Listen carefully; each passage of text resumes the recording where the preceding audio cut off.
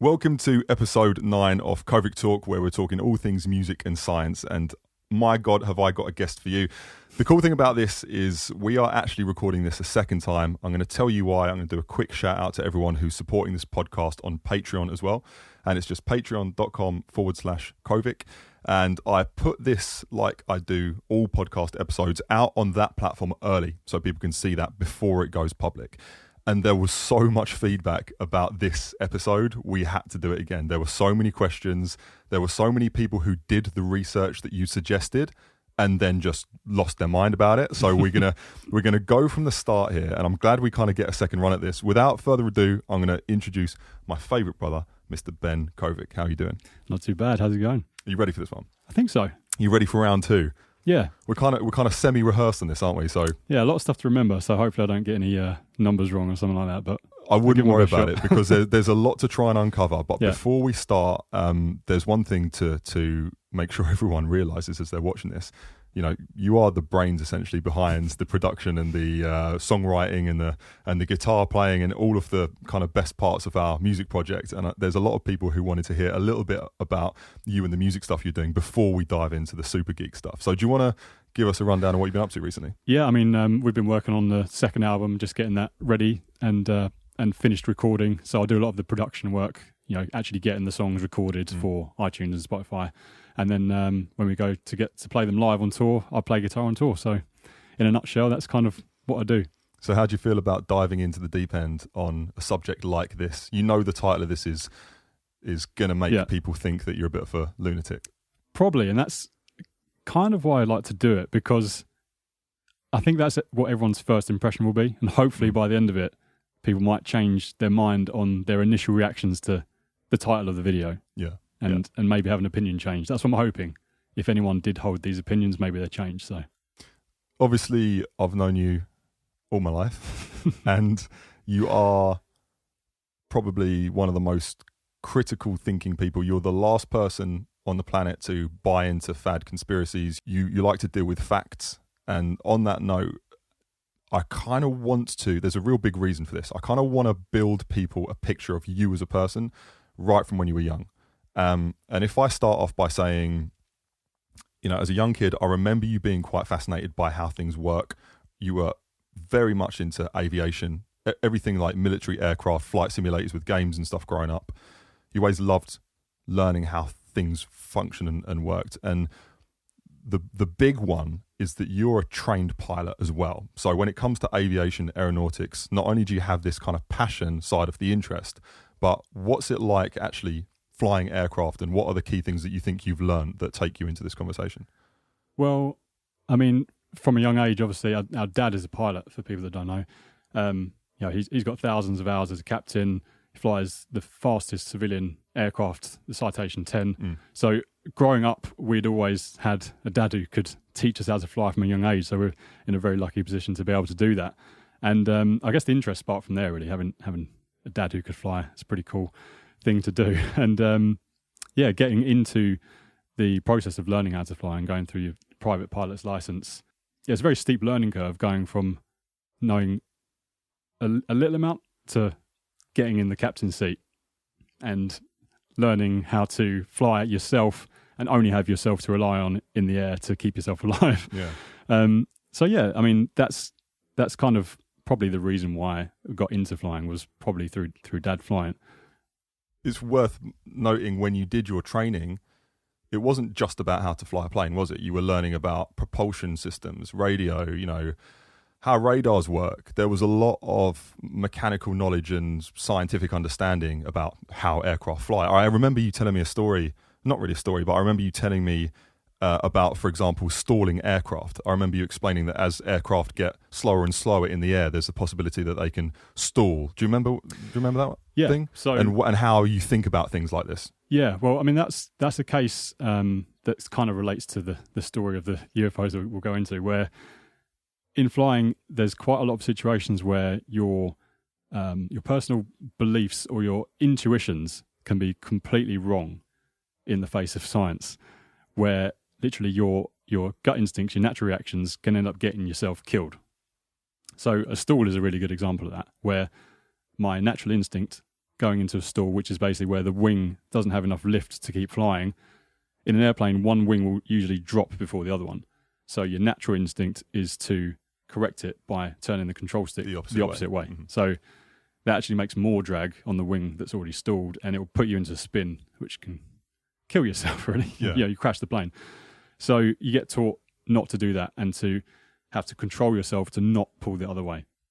Even though everything in your body is telling you, yeah. It's that process that I found similar with the UFO stuff, because my genuine belief before is that I feel the chances that we're alone in the universe is tiny, like minuscule. Yeah. I think SETI's come out recently, the search for extraterrestrial intelligence. They've come out and said there's possibly 300 million planets just in our galaxy alone that could potentially harbour life. So the chances we're the only intelligent civilization, for me, I've always believed is very, very small, and that somewhere in the universe there's another civilization that's got intelligence like us. I think also the sheer probability that, given all of the other potential hospitable, like, floating rocks, the chances that not a single one of those has had the same cocktail of ingredients that we've had is practically zero. That's where we align. And again, going back to the stall thing with the aircraft, this is where we start to understand that there's an element of scientific record that exists way before us that can maybe go completely against our own gut instinct, but we know we have to follow the science. And despite the feeling in a lot of people's guts when they sit and think, well, we must be alone in the universe, looking at it from a scientific point, there's definitely a huge probability that we're not alone, which is an interesting place to start. Very different to wondering whether UFOs are on the planet, but it's an interesting place to start, isn't it? That's kind of why we're here talking about this today, because with the UFO stuff, I've gone from having my personal belief of the chances that there's extraterrestrials here on Earth, or there's UFOs that are from an alien civilization flying around in our atmosphere, were like pretty much none. I really didn't believe it, that because I think the chances were so small of that actually being the case. But after seeing the things that I've seen now, seeing the video evidence, the testimonies from very high-ranking, military officials that we're going to go into, I think my opinions swayed massively the other way now. That makes me want to bring on the next part of your upbringing, which is definitely going to be the mathematical side of your history. So you go through pilot school, trained pilot, trained observer, understand, mechanics of aircraft, how they work, how they fly, the science of it. Then you go and take a maths degree. Yeah, the University of Sussex, I think around the same time you're doing your physics degree as well. The thing I loved about maths was you're either right or you're wrong. There's no in between, there's no grey area. You either have the correct answer or you don't. So on top of that, there's a lot of dealing with huge numbers in cosmology. One of the modules was cosmology. There's a lot of calculations of distances to stars, measuring like the Doppler shift, figuring out if the universe is expanding or contracting. So it really put into perspective when I was learning that stuff, just really how infinitesimally small we are in the world and in the universe. Like the numbers that we're talking about in the universe are so big we can't comprehend. We can't even get close as humans to comprehending it. They really freak me out as well. We've spoken about this before, and when you actually sit and you look out at the night sky and you actually just get the tiniest semblance of understanding of the orders of magnitude of distance we're talking about, we're our evolutionary path as humans. We can't get it. Can't cope with it. And but the reason I'm setting it up like this, and I hope that it's making sense for people listening, is I just want to paint the picture of you as a person. I want to paint the picture of you being someone who is particularly educated in particular fields that this is very relevant to. And maybe that's why you're one of the people out in the world who started to just join the dots of a few things. And we can see by what's happening in the world that maybe not so many people are getting it yet. I feel this video might just kind of serve on a plate a couple of the really big moments in your life that have started to solidify the bricks in the wall of this kind of UFO thing. So when, in your kind of observations, when was the first time you stopped and thought, something's not feeling right about this whole UFO thing. Do you remember when that was? Yeah, I think everyone had heard of Roswell as the standard classic story of an alien craft that had apparently crashed, it's got some compelling testimonies from people that were there saying that it was a cover-up.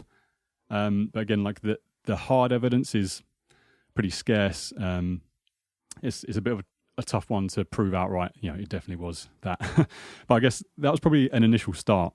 I'm just going to throw in a little bit of information here as well, that just by coincidence I thought was really strange. So the Roswell crash happened in 1947 in July, and the CIA was formed in September of 1947, like 2 months after. I thought that was a bit weird. Okay, fine. But anyway. Could be complete coincidence, but fine. Could be, yeah, fine. I think one of the other stories that really struck a nerve with me was from a guy called Bob Lazar.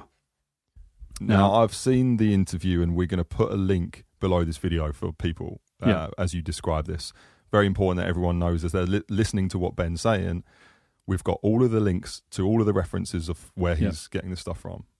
Yeah, so Bob Lazar had claimed that he was a scientist, physicist that worked at a place called S4 out near Papoose Lake, near Area 51.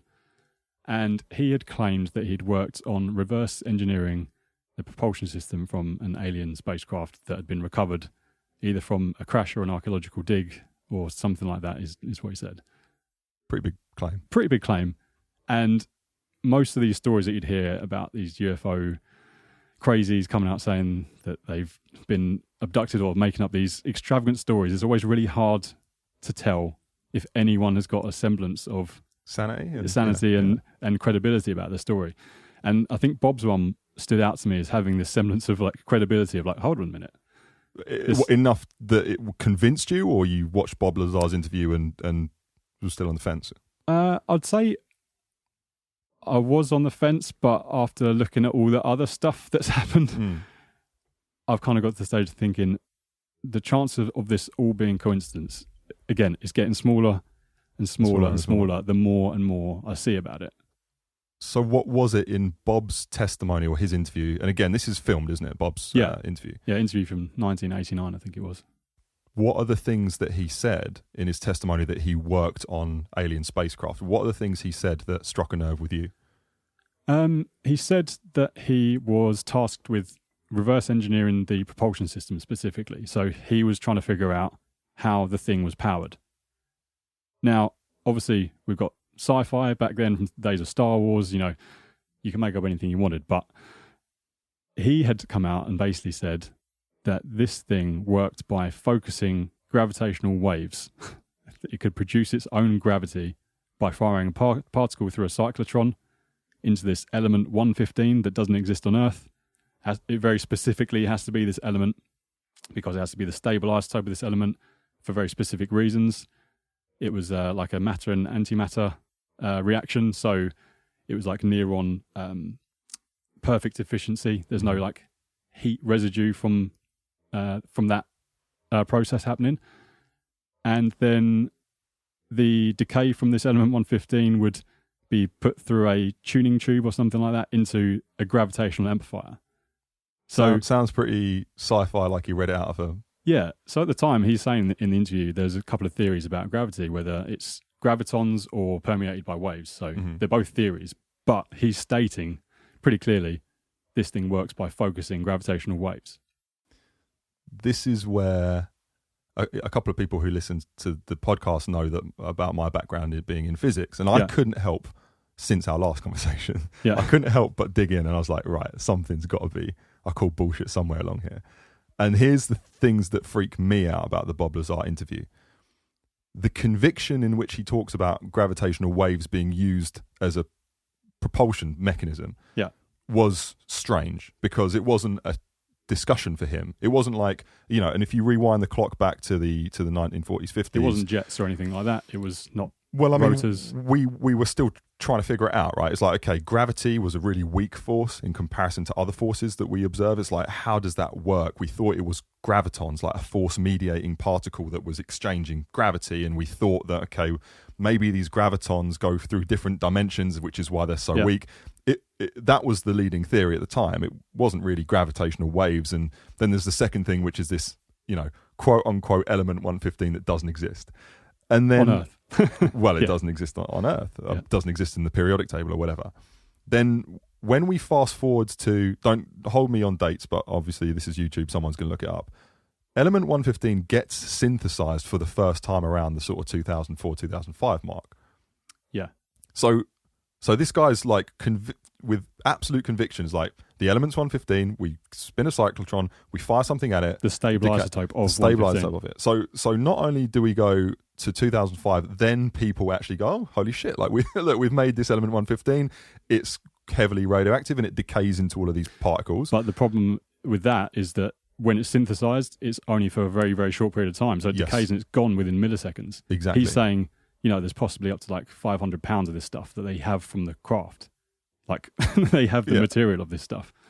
Well, then, so that's like kind of little beacon number one flashing in my mind. And then secondly was Lido. And for people who don't know or aren't aware, we sent up a whole bunch of satellites and we had all these kind of laser mirror experiments, a whole load of really, really geeky shit that basically was set to measure the gravitational interference happening on Earth from two black holes colliding. And Lido was a huge experiment. Do you happen to know what year it was? 2015? I think it was 2015, yeah.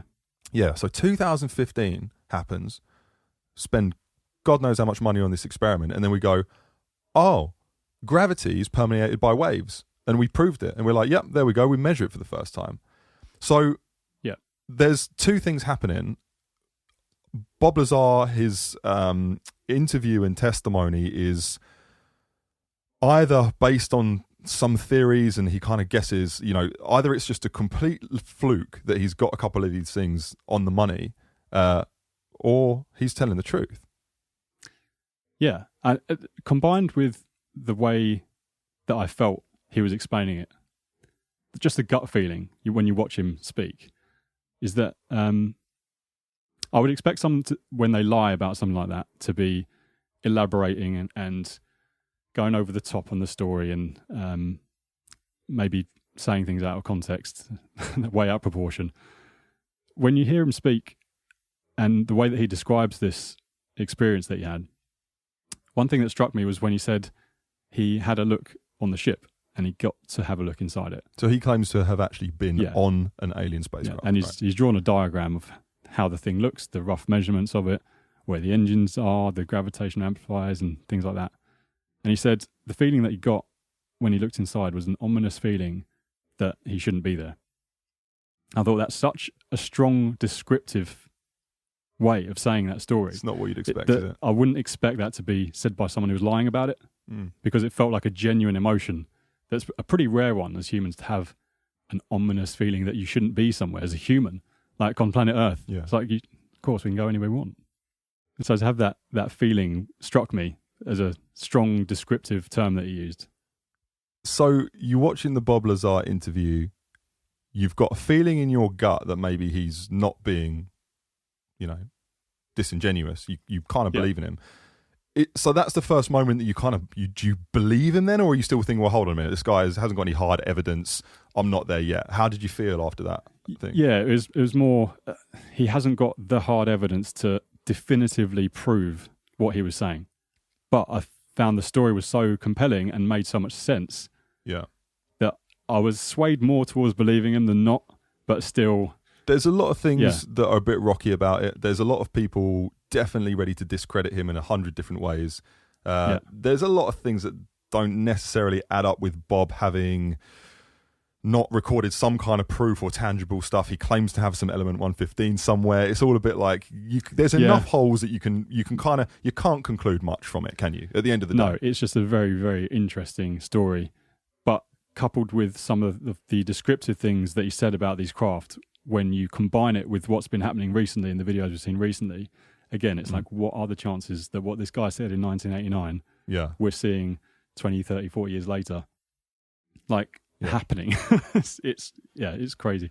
So on 0 to 100, where do you think you're sitting on the spectrum of believing this shit's real? Like roughly after Bob's story? After Bob's, we talking 10%, 20%? After Bob's story, I'm probably like a 40%. Okay. So what is it that starts to knock you past the 40%? What happens next in your? Well, if I just had the final detail from what Bob was describing from working on these saucers of these flying saucers he said he was working on. One of the details that he said was the way that these gravity amplifiers work. They basically create like a downhill that the craft chases to move, and it creates its own gravity bubble that it can move around in, so it doesn't feel the effects of inertia relative to the craft. And when you say inertia, do you mean to say that if the craft was to accelerate suddenly in one direction, whatever's driving it isn't going to get slammed on the inside of the wall? So even though it's darting around 1,000,000 miles an hour, whatever's inside it isn't feeling the kind of acceleration. Kind of like at the moment on the planet, we're going around at thousands of miles an hour. We don't feel it relative to us. We're not getting flung off into space. Yeah. That kind of idea. And the way that he also said, when these craft are moving around slowly, they're kind of hovering, bumbling about, and then when they want to go fast, they'll rotate 90 degrees to focus these gravity amplifiers in a certain direction for fast travel. Right.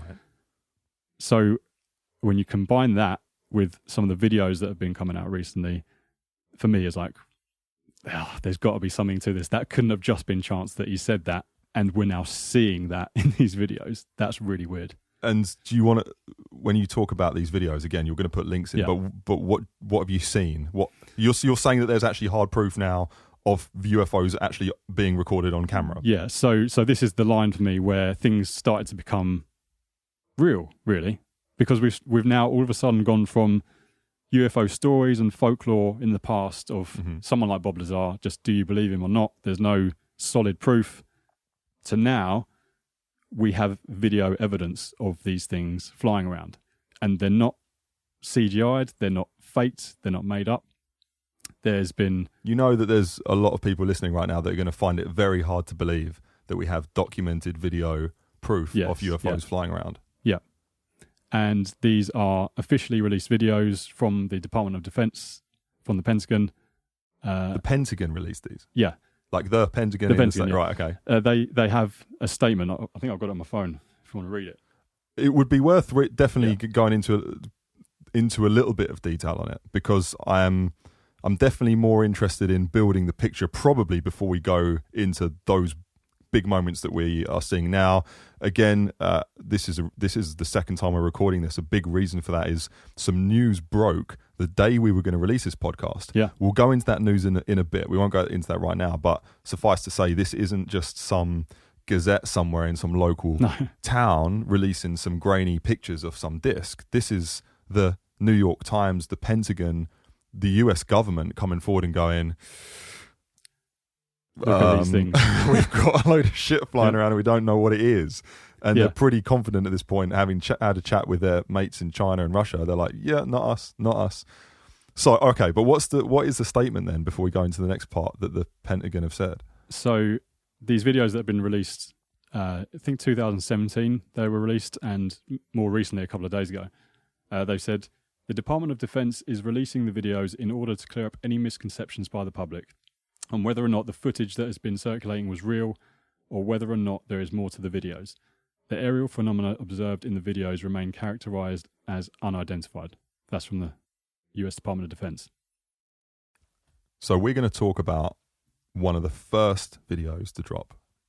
And correct me if I'm wrong, this is where the... if we think about this percentage spectrum again of, you watch Bob Lazar's interview, you're kind of 40% there, not quite. The next thing's Commander Fravor. Yeah, now this is linked to the first video that was released. So there were 3 videos released in 2017.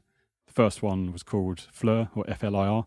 Mm-hmm. Second one was, I believe it's called Go Fast, and the third one was called Gimbal. So the first video was from the USS Nimitz Carrier Strike Group in 2004 with Commander Fravor. Okay. That's the very first video. And then the other 2 were filmed from F-18 fighter jets from the USS Roosevelt, 2015. Mm-hmm. So, yeah, it was the Nimitz case especially which got me fascinated in it, because here we have a video that's been released by the Department of Defense filming a UFO that's been verified by the Pentagon as real. And I'm like, what? Surely we can't actually have footage of this thing. And there we are. There's video evidence from the gun camera of an FLIR pod, forward-looking infrared pod, used to target enemy aircraft and lock-on missiles and things like that. So an FLIR pod, for people who don't know, and again, because your understanding of military aircraft is pretty cool, but if you could Lego it for us, what is it? What does it do? It's a pod that's attached on usually a wing of a fighter jet. So the jets in this case were F-18 Super Hornets. They were like the latest aircraft in the American Air Force and Navy.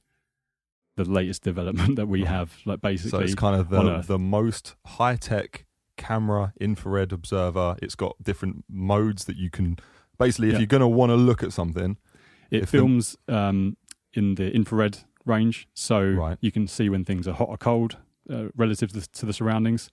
So it's very useful for tracking like an aircraft, because you can see the heat signature of the engines, which the missiles can then lock onto. In the sense that if we think about a typical jumbo jet flying along, obviously it's burning fuel, chucking out the engines out back so it goes forward. So this thing, you'll be able to see the heat of all of them. Yeah, you'd see all the engines lighting up on this thing. Right. There's a huge signature, yeah. So the thing I'm straight away finding weird about this as we go through it is you're saying you've got the most high-tech observational equipment in the world, and they have filmed unidentified flying objects knocking around. Okay, so take me from the start then. This is the USS Nimitz Carrier Strike Group. Yeah. This is the best of the best with the American military. Yes, this is pretty much the pinnacle of the US military. This is a nuclear-powered aircraft carrier that's holding the most advanced aircraft that they have, the F-18 Super Hornets. There's a submarine accompanying, there's a couple of destroyers, I think, accompanying it, and there's also a missile ship called the USS Princeton, which is armed with the Spy-1 radar system. Now, the Spy-1 radar system, this is back in 2004, was the most advanced radar system, I believe, at the time, and this thing could track a baseball up at 80,000 foot. Just to give a comparison of how small this thing could detect at that distance. I was just thinking, I wouldn't have thought that'd be possible. So if you're flying on holiday, you're going up to what, 30, 40,000 foot?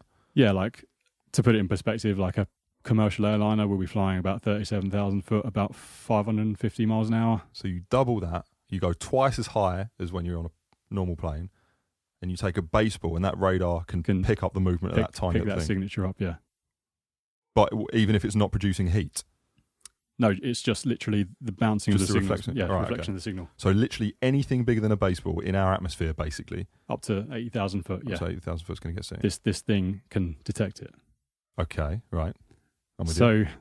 The story of that 2004 Nimitz incident goes along the lines of, whilst they were out on a training exercise off the coast of California, they had been picking up on this radar system 5 to 10 tracks, radar tracks of objects that were flying about 120 knots at 28,000 foot.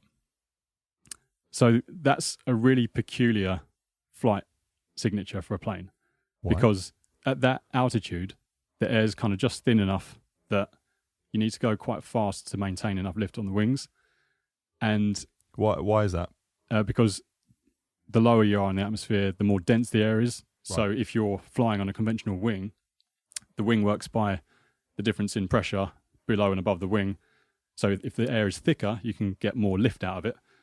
But the higher you go, the air gets less dense. So there's less air to generate as much lift. Oh, I'm with you. But you have less drag. Okay. So the air is so thin as you go higher and higher and higher that the aircraft wing can't even get enough lift because the air is so thin. You need to go a lot faster to be able to generate the same amount of lift.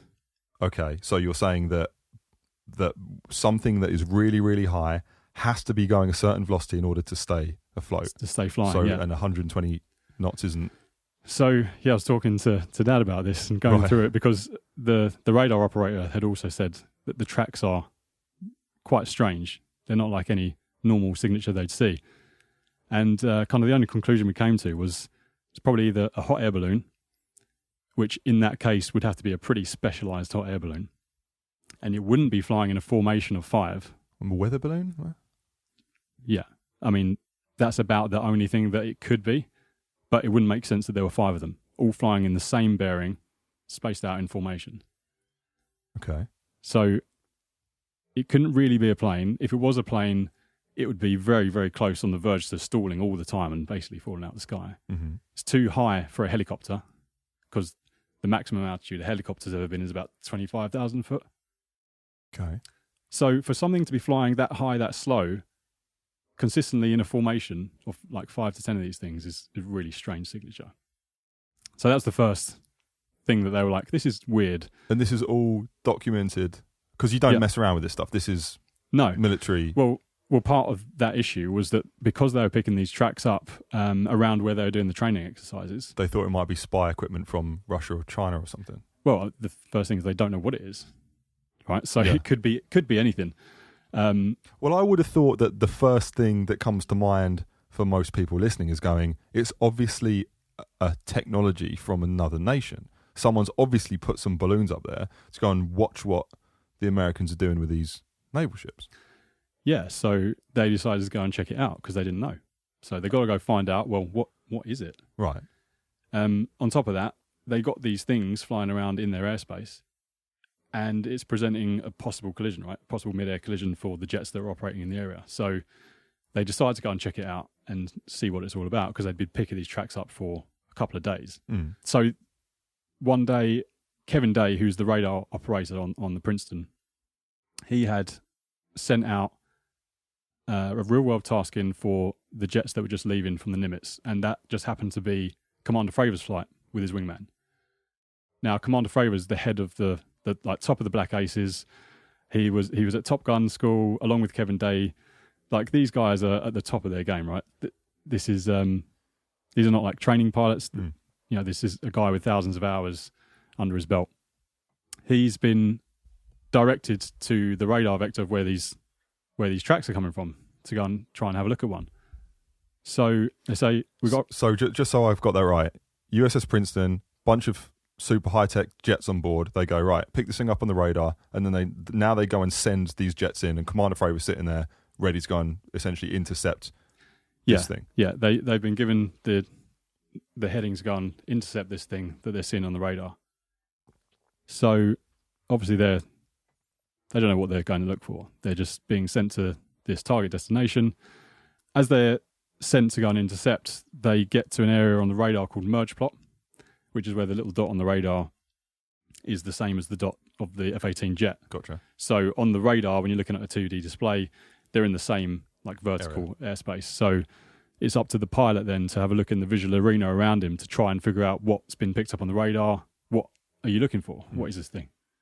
So as they get near to where the coordinates were from this track, he looks out the window with his wingman and they look down at the sea. And bearing in mind, this is a completely calm day, blue skies, calm sea. He looks down at the surface of the water and there's like white water on it, on the surface, as if something has just crashed and gone through it, like a ship's just sunk or something. And they say, they thought they were on the scene of an aircraft crash. That's what they thought it was at a first look. And as they were looking down there, like they're all scrambling to get on the radio saying like, do you see this?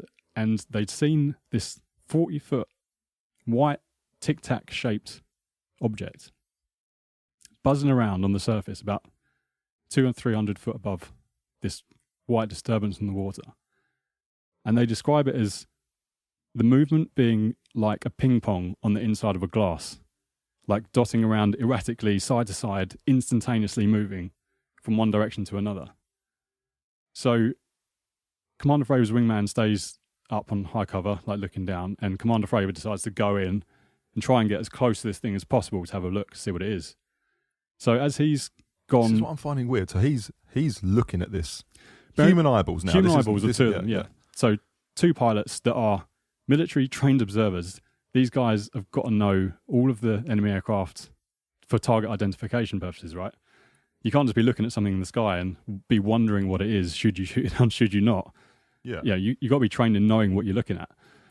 And, they're both seeing this white 40-foot long tic-tac thing buzzing around on the surface. So he goes in to try and get a closer look as he starts making a right turn in to go and have a look and descending, he said this thing starts to come up and starts mirroring him on the turn in the circle. So he tries to get as close as he can by cutting across the circle to shorten the distance and get there quicker.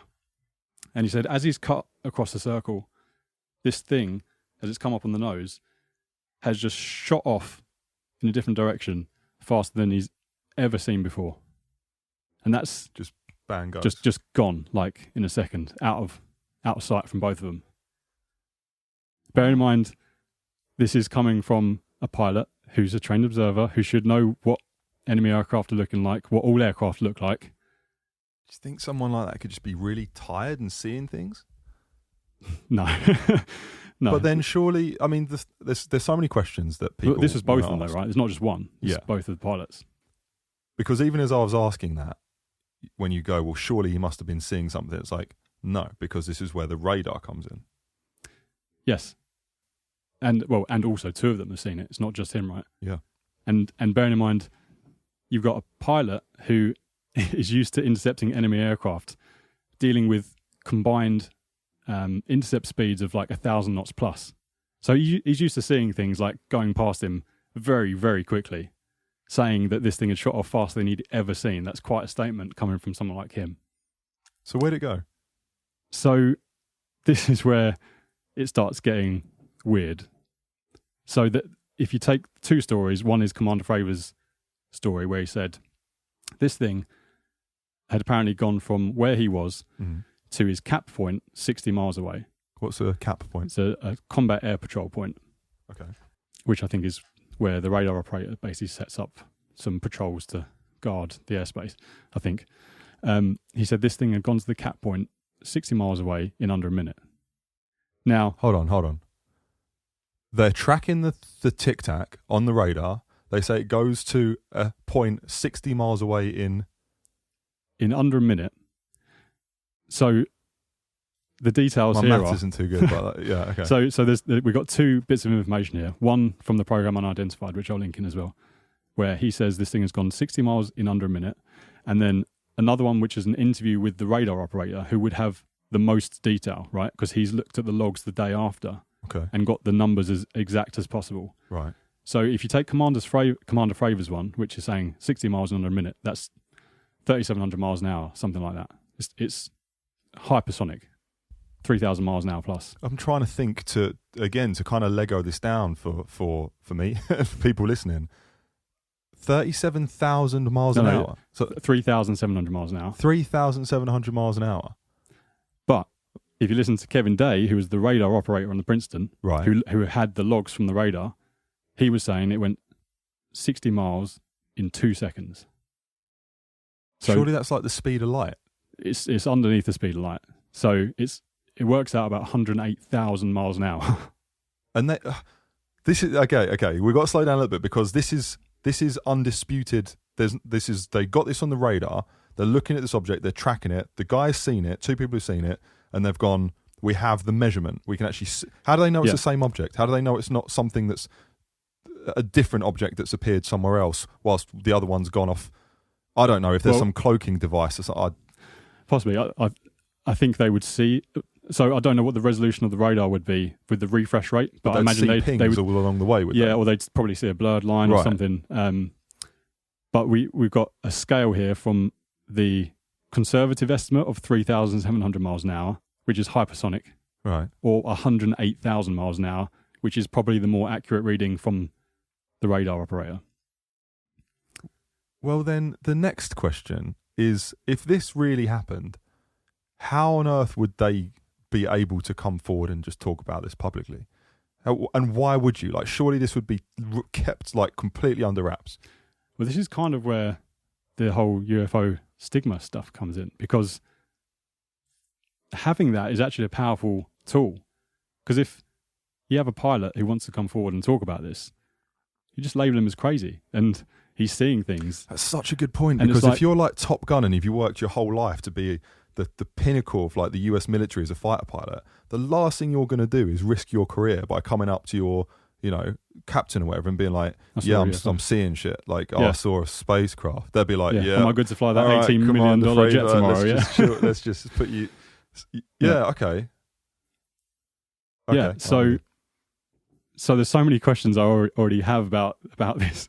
Combining that with the other reading that Kevin Day had, where, when he said he'd come down from 80,000 foot down to 28,000 foot, where they saw these tracks going about 120 knots. And then he said they went from 28,000 foot down to sea level in 0.78 seconds. And he very clearly says that as well, because he measured it, looked at the logs, measured that time. That would work out about 25,000 miles an hour, going from 28,000 foot down to sea level. Now, the only thing that would do that would create a massive impact in the water, wouldn't it? We wouldn't have anything that would be able to stop before the water. Is it like a comet? But it's not going to be a comet, is it?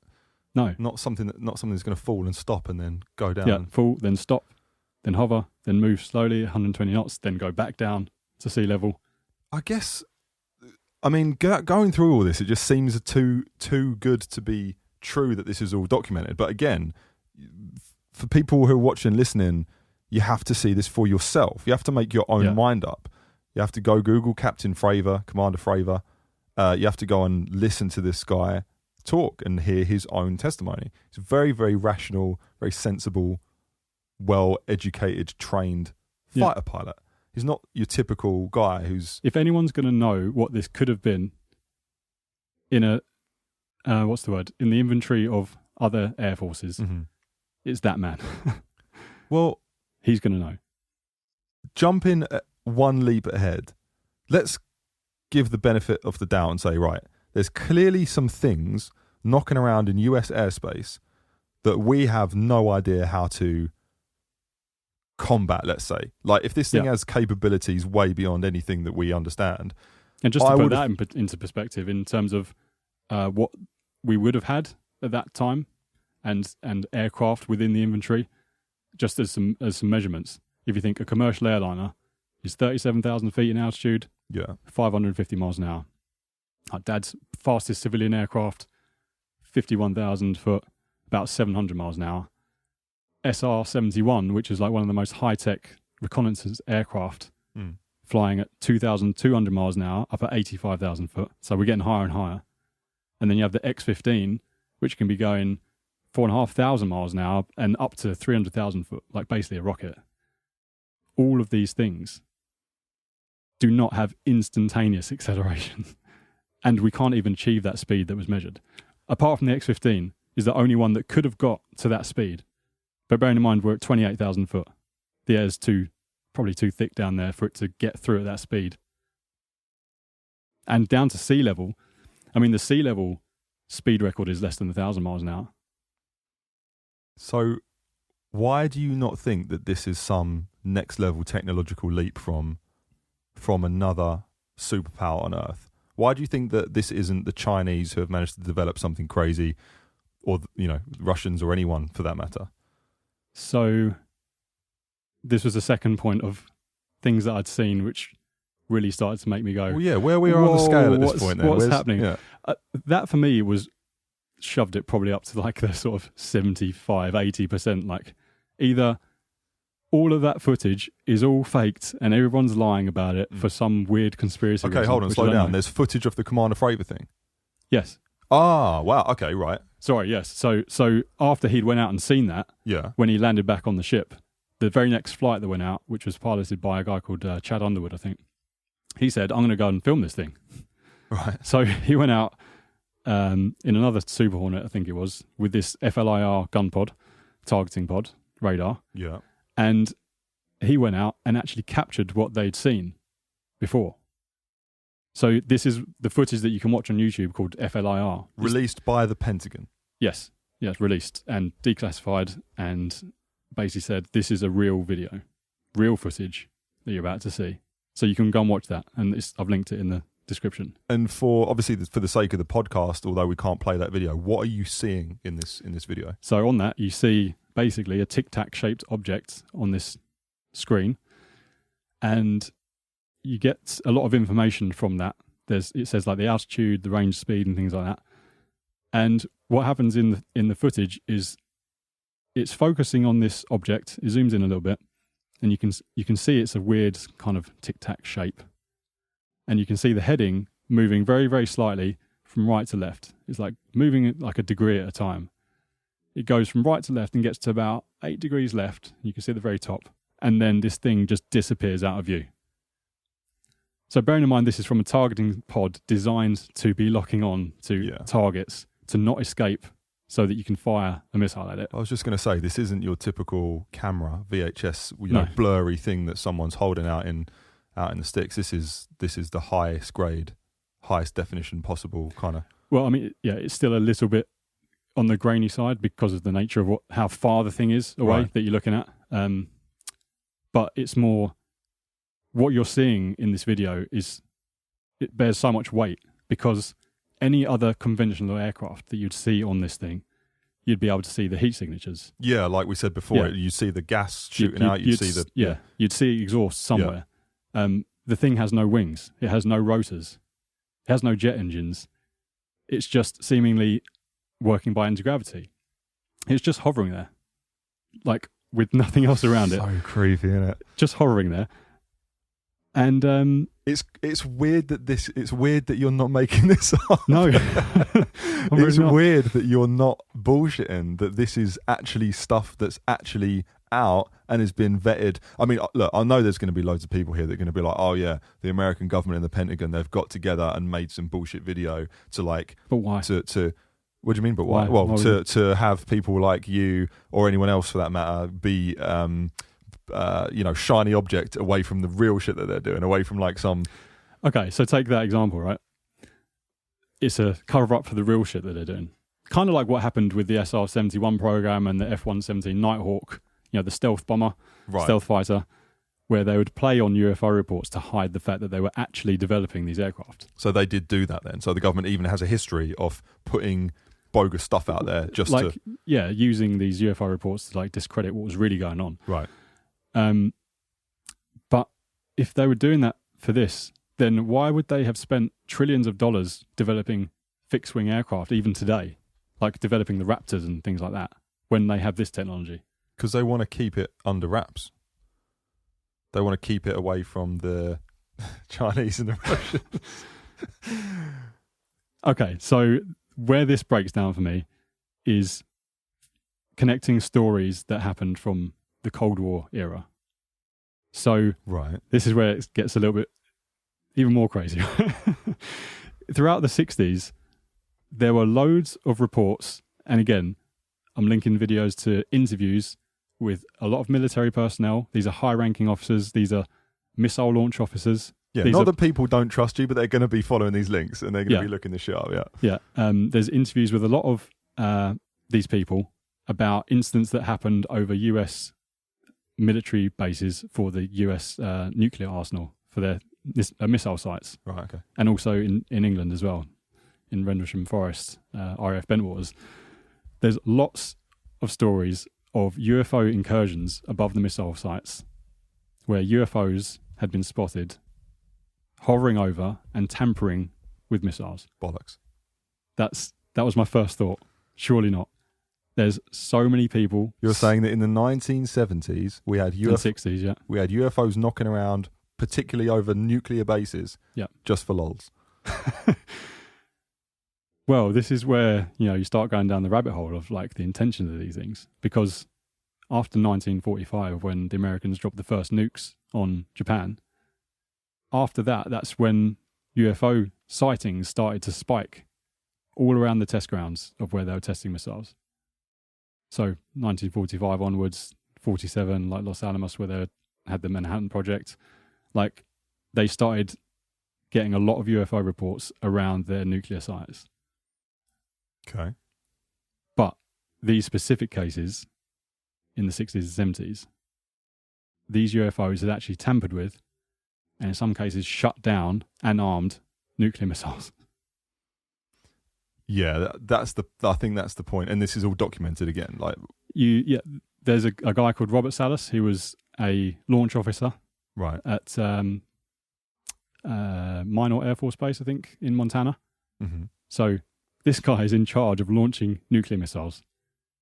He's not the sort of person that's going to be bullshitting about this stuff, is he? Well, I don't know. It just sounds too much. It's too much to believe that it's true, because you're basically saying, look, if the US or the UK had some UFO knock over one of their nuclear arsenals and just turn stuff off, it'd be all out war.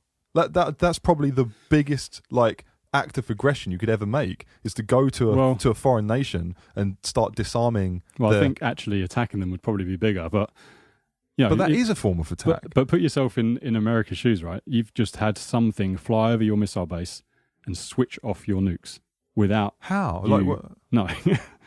But how do they say that happened? A UFO flies over and then everything gets turned off? Basically, yeah. So in Robert Salas's case, he was saying his guard that was above ground, he's down in the silo, was reporting this orange glowing object hovering about the site, when all of a sudden all the missiles went into a no-go state, which means they can't be launched.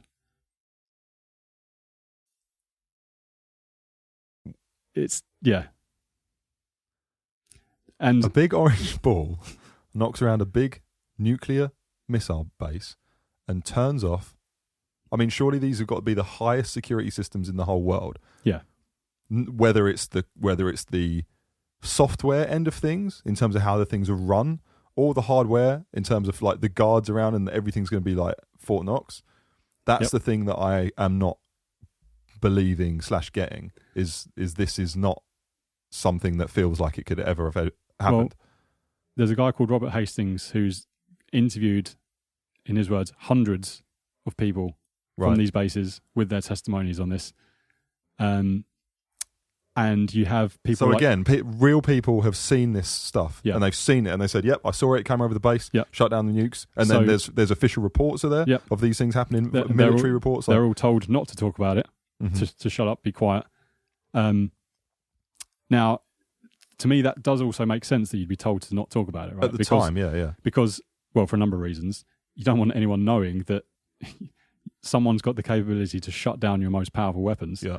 But number two, this thing that you might be seeing, if somehow you could capture it or study it and figure out how it worked, that would give you a massive upper hand militarily on your side. Yeah. Okay. So that, it makes sense that they would be told not to talk about it. But as we fast forward the years on where we are now, we can actually go back and look at this stuff because it's been, declassified? I'm not sure how much of it's been declassified. I know there will be some of it, that you could probably find. Right. I think they have snippets of this on the programs that I've linked to UFOs and nukes. By Robert Hastings. The USS Nimitz was a nuclear. Yeah. So it's like these things are buzzing around the Earth. They're like nuclear things, yeah. Turning our nukes off, being like, don't mess around with this stuff. Yeah. And bearing in mind, a nuclear missile, if one goes down, it's pretty rare. These guys were saying there were cases where they had whole flights of missiles go down, 10 missiles simultaneously going down. And the Boeing engineers that were tasked to go in and figure out what turned it off, they were basically saying it was an external input that had turned it off. They couldn't find anything wrong with the missile. No reason for it to have turned off. And all of this coincided with the fact that they had UFOs flying around above the base. And in some cases shining beams down through the silos. And one in 1976, I think, they described the UFO that was flying alongside the base as a 50-foot white cigar-shaped object / Tic Tac. In 60 years before 1967. Oh, sorry, 1976. That one was, I think. And here we have the video footage of 2004 creepy. Of the exact same thing being described by Commander Fraser. So you think that 40 these 50 things, foot long Tic Tac? You think these things have been knocking around for a while. Years? Yeah. Way back during the Cold War times. Yeah.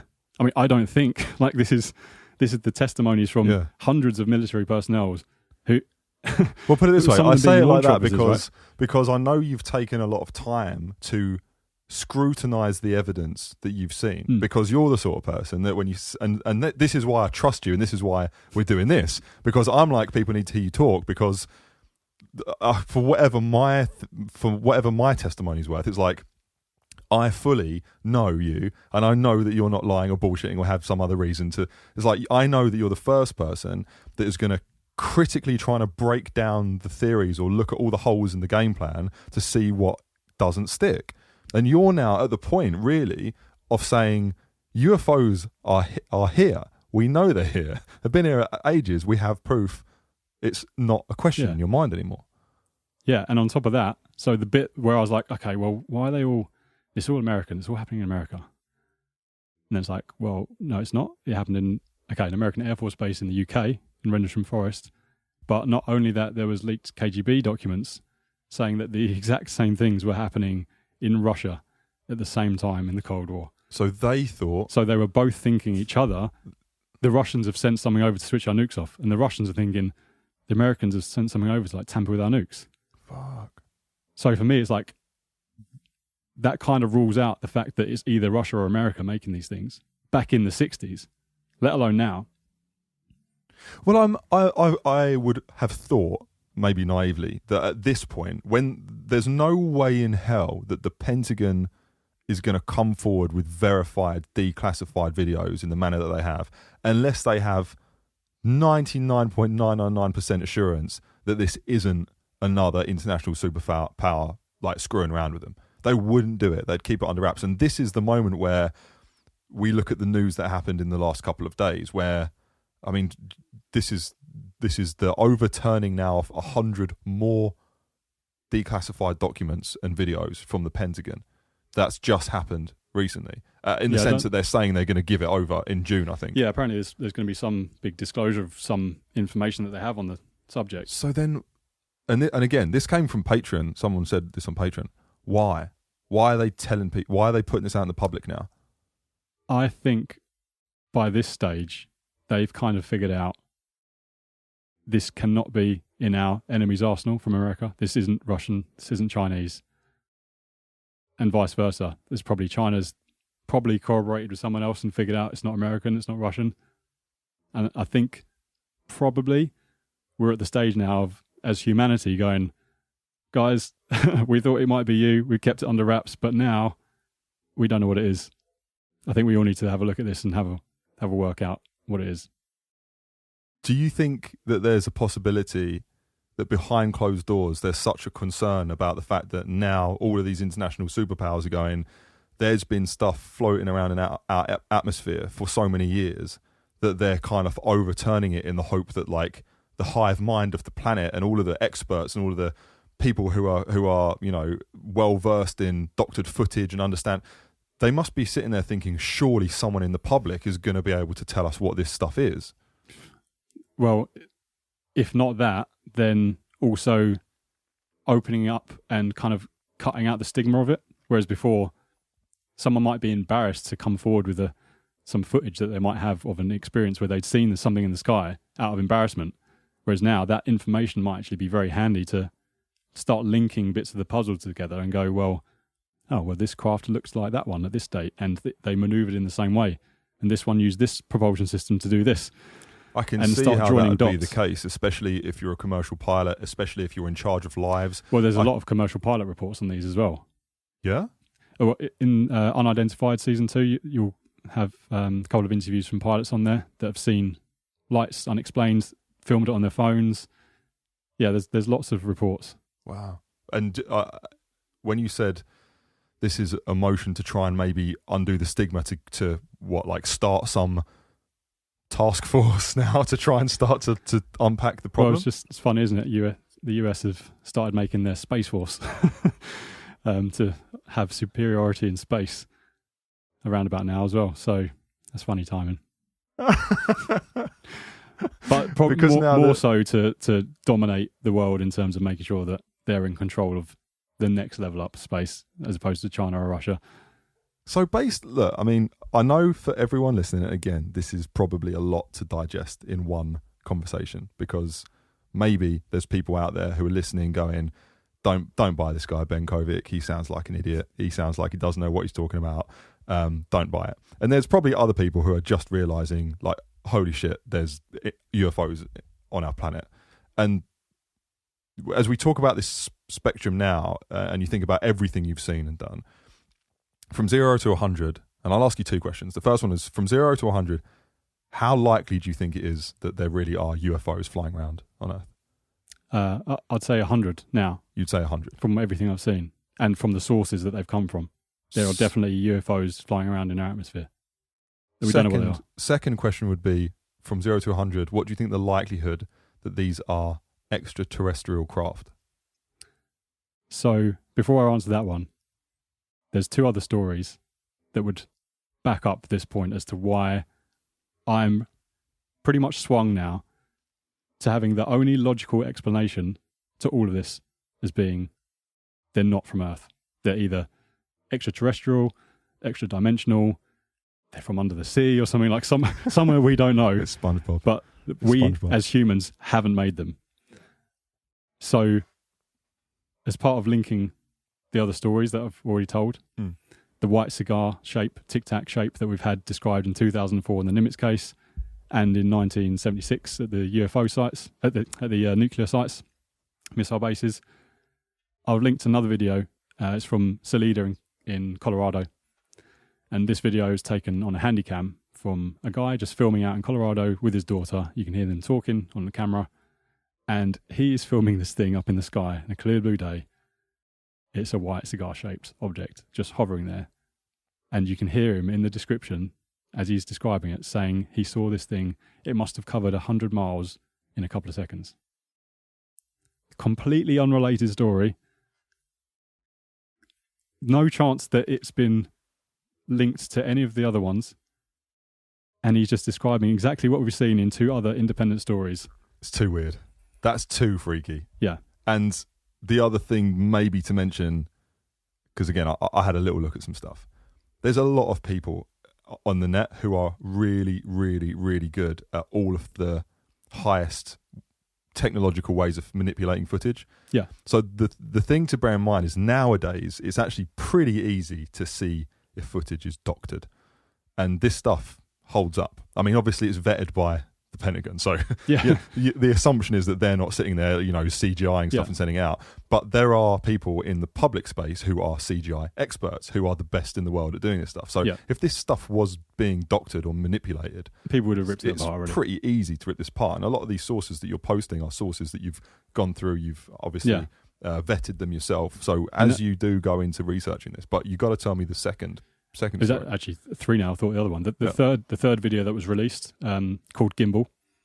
You see this UFO craft in the sky, slowly rotating 90 degrees, just as Bob said. This thing works. as another complete weird link between story said in 1989. Is it from Commander Fravor, or this was from 2015 from the USS Roosevelt. Right, okay, so a couple of years ago, this is, again, shot camera footage from a fighter jet, again, same thing, right? Yeah, and you see this thing slowly rotating, and you hear the guys on the radio saying, look at that thing, dude, there's a whole fleet of them on the ASA, on the radar screen. Same thing, 2004, Kevin Day's picking up on his radar, a whole fleet of them. A whole fleet of them 11 years later, 120 knots against the wind, doing these 90-degree rotations. And it's what are the chances that what Bob said about this thing rotating 90 degrees when it wants to move fast? It's all a fluke. It's all luck. He just got it all lucky. And then the very last one was the story of Robert Jacobs, who was tasked with photographing intercontinental ballistic missiles to figure out when they went wrong, what happened with it. If something had popped off or burnt out, he'd send it to the engineers so they could fix the missiles, right? So they shoot missiles up. This guy had to film the thing as it was flying and go, oh, that went wrong there. Yeah. Right, okay. So he's tasked with filming these things. It's a pretty hard thing to do. I mean, we're talking filming something from 190 miles away. It's a crazy distance to do it with massive telescopic lenses. I mean, how do you even do that? Just go up build a massive crane? He went on top of Big Sur, a huge hill in California. And So he was filming these ICBM tests at Vandenberg Air Force Base. And he had successfully filmed the test launch of a dummy warhead and handed the film into his superiors that they all cheering, happy that they'd done it. They managed to capture it. And then the next day, he gets brought in by his superiors and gets sat down and asked to watch the film that he recorded. And he said, in the film, you can clearly see, bearing in mind that this ICBM rocket is probably going on its trajectory path from 4,000 miles an hour all the way up to probably 14,000 miles an hour as it's accelerating towards space. He said, this UFO, saucer-shaped with a little bobble on top, catches up to the missile, right, fires a laser from the top at the warhead, rotates around it, fires another shot, rotates around it, fires another shot, rotates around it again, fires another shot, and then disappears back from the way it came. And the guy said, "This is too much." And the guy said, "This is were too you messing weird." around up there? Right. And he said, no. You can see his testimonial again on footage. You can watch it. In the links watch his interview. And if you've ever seen some compelling footage of someone not lying, for me, that's him. Like, he is not lying about that. You can tell in the determination in the way he's telling the story. This happened to him as a real experience. And the footage was cut out, chopped away, never to be spoken about again. Understandable, I guess, again, at the time. At the time, it's Yeah. understandable why it would have been kept under wraps. I think this is where I am half freaked out and half excited, because I want to try and do a series like this with you when these big drops happen. Yeah. Because, again, I have got a lot of watching to do, because I want to keep now. I'm so moved by this, because we haven't I'm rambling my words here, but like, we haven't spoken about this in length really as brothers to this level of detail. And I think I'm so freaked out by the research you've done and the things you've tied together that my next step, I want to watch these links that you put in the YouTube, and then I want to wait and see what's going to happen in June this year. It's just around the corner. Yeah. The Pentagon's going to turn over a bunch more evidence, and then we're going to have to do another episode and see where this takes. But I don't know, like, are there any kind of closing thoughts that you have when it comes to how you feel about talking about this? Or like, I don't know. How would you want to close this first part off? Well, I guess in normal life, like, it's such an afterthought, the idea that we're talking about here, that extraterrestrials are possibly visiting Earth and that they've been here for a while. Like, in normal life, that just sounds completely crazy. But when you actually sit and think about it, it really isn't. When you think about the scope of the universe and the scale of it, you know, mankind, we've only just about managed to start flying in like 1903. We've gone from figuring out how to fly to landing on the moon in less than 70 years. Now, in the grand scheme of the scale of the universe, that is nothing at all. Imagine that a civilization is thousands, millions of years ahead of us with technology far more advanced than us. Why wouldn't they be able to get here, travel here and observe us? We're now, at the stage we're at, creating SETI to try and find out planets that can have life on them. We're doing that now. And when we do find them, the first thing we're going to do is probably send some drones there. And after we send some drones there, we're probably going to go and visit just out of curiosity, because that's what we do as humans. So why can this not be a possibility the other way around, that this is actually happening to us? But why? The other side of this is, why are they doing it? Which is the kind of unnerving and unsettling thing. Are they just observing us like we're in a zoo, just making sure we don't like burn ourselves down? Are they making sure we don't burn the planet down before they need to come and live here? Like, are these just drones that are here? Are they piloted by ET? Like, there's so many questions that are yet to be answered with all this. But it's so important, I think, for us to know, because this technology, if we can harness it and use it, it's a complete game changer for the world, for humanity. To go from burning coal and oil to power ourselves to move forward, versus having a gravitational generator that can make us travel thousands and thousands of miles an hour instantaneously. That's a massive step. Part of why I don't think this could have been done in the 50s and 60s and 70s. I just don't think we could have made that technology then. Well, you know what? So many more questions to answer, and I think that's such a good note to end this first episode on. I mean, look, for everyone out there, whether you're watching on YouTube, whether you're streaming on Spotify, thanks for listening, and I hope you found this interesting. If you do want to come and support this, go and check out patreon.com/Kovic. You will get the first episodes of the next thing that we're going to do as a team. And I will be getting Ben back on here as soon as the news drops of what's going to happen in June. We're going to carry this on, and my hope is some of those questions you're talking about, slowly but surely, we'll get some answers. But listen, thanks for listening to episode 9. Thank you for doing this, Ben. Cheers. And we'll see you next time. See you later.